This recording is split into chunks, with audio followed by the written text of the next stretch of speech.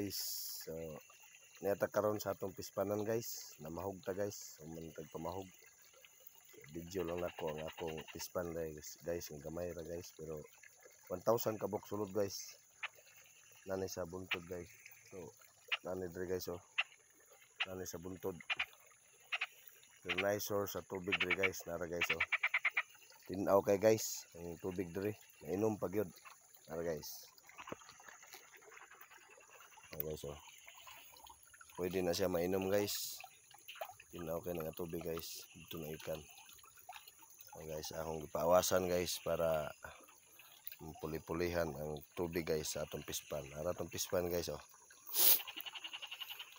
Guys, daghan na sila guys. 1,000 pieces ni guys ang sulod. 1,000 ka tilapia na guys. Ito guys, so dagko na ni guys. Mag 3 months ni karon July 4 guys. Guys. So pag dito guys sa unahan.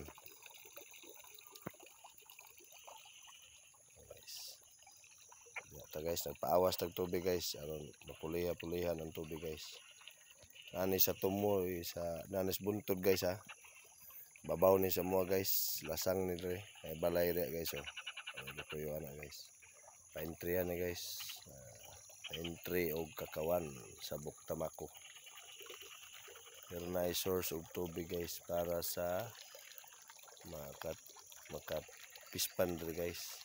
Napoy pispan dito guys oh, sa butan na timan. Nara tubig guys oh. Tinaw kay na guys. Mainom na guys. Awasan na to tong pispan. Nara tong tilapia guys. Guys, tilapia. Okay. Dagko na gid sila, pwede na masudan. So, more to guys. Thank you for watching. Thank you sa pagtanaw sa video guys. Salamat.